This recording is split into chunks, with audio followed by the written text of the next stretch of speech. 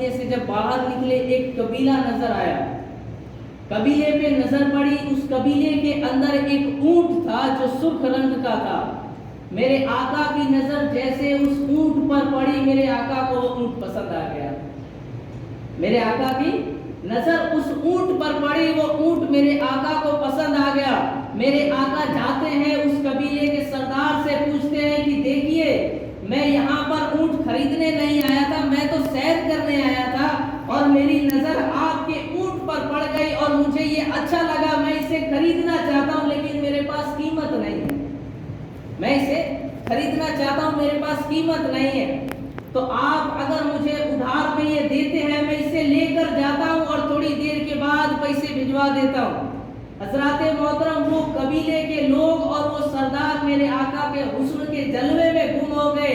وہ لوگ دیکھ رہے ہیں اور میرے آقا اونٹ کو لے کر جا رہے ہیں, اور جاتے جاتے جب تک میرے آقا دکھے یہ لوگ میرے آقا کے حسن والے چہرے کو دیکھ رہے ہیں, اور جیسے ہی وہ نظر سے غائب ہوتے ہیں ایک انسان آگے بڑھتا ہے اور کہتا ہے کہ یہ تم نے کیا کیا. لوگ حیرت زدہ ہو گئے.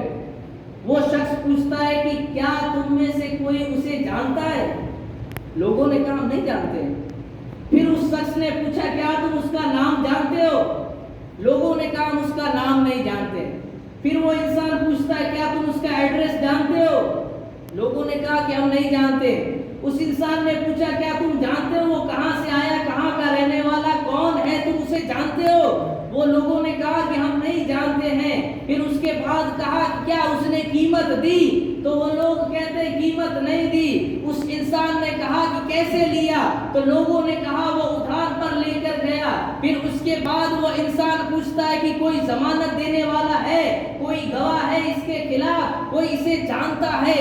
لوگوں نے کہا کہ ہم اس کا نام نہیں جانتے, ہم اس کا ایڈریس نہیں جانتے, وہ کہاں سے آیا وہ بھی نہیں جانتے ہیں, نہ کوئی ضمانت دینے والا نہ کوئی ضامن ہے, ہم تو بس اس کے چہرے کو دیکھ رہے تھے اور اس کے چہرے کے حسن میں ایسے گم ہو گئے تھے, نہ ہمیں ٹائم ملا کہ ہم اس کا نام پوچھتے نہ اس کا ایڈریس پوچھتے. اب حتی الامکان اب وہ انسان کہتا ہے کہ جب کوئی اسے جانتا نہیں تو لگتا ہے اونٹ چوری ہو گیا. اب حضرات محترم, جب لفظ چوری کا آیا تو خیمے میں سے ایک عورت آواز دیتی ہے, خیمے میں سے ایک عورت آواز دیتی ہے اور کہتی ہے خبردار تم اسے چور نہیں کہہ سکتے, میں اس کی ضامن ہوں. اب حضرات محترم اب وہ انسان کہتا ہے چلو کاش کوئی تو ہے جو اسے جانتا ہے, کاش کوئی تو ہے جو اس کی ضمانت دے رہا ہے. اب حضرات محترم وہ عورت کہتی ہے کہ جانتی تو میں بھی نہیں ہوں, لیکن میں نے دیکھا کہ جب تم لوگ اس سے باتیں کر رہے تھے تو میری نظر اس کے چہرے پہ پڑی, اور جس کا چہرہ اتنا خوبصورت ہو وہ کبھی جھوٹا نہیں ہو سکتا ہے. اب حضرات محترم ایک انسان آگے بڑھتا ہے اور اس پوچھنے والے سے پوچھتا ہے کہ اے بھائی تو ہم سے پوچھ رہا ہے نا کہ ہم اس سے اس کا نام کیوں نہیں پوچھے, ہم اس سے اس کا ایڈریس کیوں نہیں پوچھے, وہ کہاں سے آیا یہ کیوں نہیں پوچھے. تو سن, ان لوگوں کا تو پتہ نہیں, لیکن جب وہ بندہ بات کر رہا تھا تو میری نظر اس کے چہرے پہ ٹکی ہوئی تھی, اور اس کے چہرے کا نور اتنا تھا کہ میں اس کے نور میں گم ہو گیا, اور مجھے معلوم بھی نہیں کہ اس نے کیا گفتگو کی. جب وہ اونٹ لے کر یہاں سے چلا گیا تب مجھے معلوم چلا کہ کوئی آیا تھا اور چلا گیا, تو مجھ سے پوچھتا ہے کہ میں اس کا نام پوچھتا. اب دوسرا انسان آگے بڑھتا ہے اور کہتا ہے کہ ارے تو اس کو چھوڑ, میں تو تجھے بتاتا ہوں کہ میں نے اس کا نام کیوں نہیں پوچھا.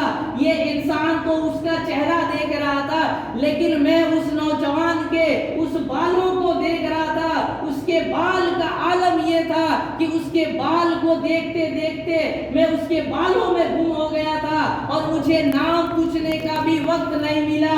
اب تیسرا انسان آتا ہے, عرض کرتا ہے ان دونوں کا تو پتہ نہیں, لیکن میں بتاتا ہوں, ارے میں جب وہ باتیں کر رہا تھا اس کی مسکراہٹ کو دیکھ رہا تھا, وہ بندہ جب مسکرا رہا تھا اس کی دانتوں کی چمک سامنے والی پہاڑ پہ نظر آ رہی تھی.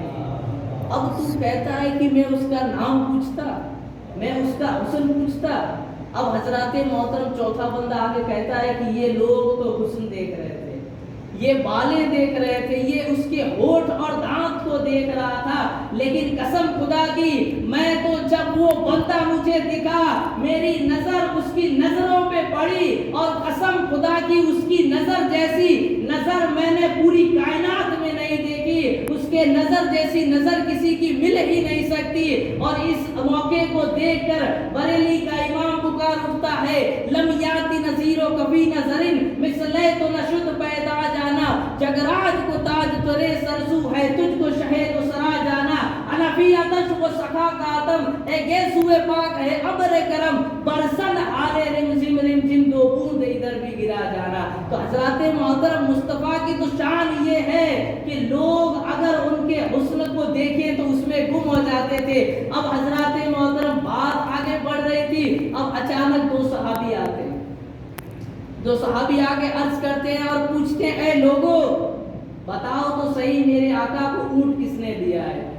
میرے آقا کو اونٹ دینے والا کون تھا؟ میں اس کی قیمت لے کر آیا ہوں، اور میرے آقا نے تمہارے خدمت میں یہ کھجور بھی دی ہے، اسے کھاؤ، اور مصطفیٰ کی اونٹ کی قیمت بتاؤ، ہم تمہیں قیمت دینا چاہتے ہیں۔ اب وہ لوگ کہتے ہیں ہمیں اس اونٹ کی قیمت کی ضرورت نہیں، ہم تو اس کے غلام ہو گئے، اور اب بس سودے کی ضرورت نہیں، اب سودا یہاں نہیں مدینے کے بازار میں ہوگا، اور بس مصطفیٰ کے غلام بننا چاہتے ہیں، ہمیں لے چلو اس انسان کے پاس۔ تو اب یہ پورا قافلہ مصطفیٰ کی بارگاہ میں آتے ہیں، اور اس کے بعد مصطفیٰ کے حسن کو دیکھ کر گم ہو جاتے ہیں، عرض کرتے ہیں اے نوجوان ہمیں کلمہ پڑھا کر مسلمان بنا دے، ہم لوگ آج بازار نبی میں بکنے کے لیے آئے ہیں، اور یہ ہماری قیمت نہیں ہے، ہمیں بس یہ ایمان ملا ہے کہ آج ہم مسلمان بنیں گے۔ تبھی تو کوئی شاعر کہتا ہے یہ ناز یہ انداز ہمارے نہیں ہوتے،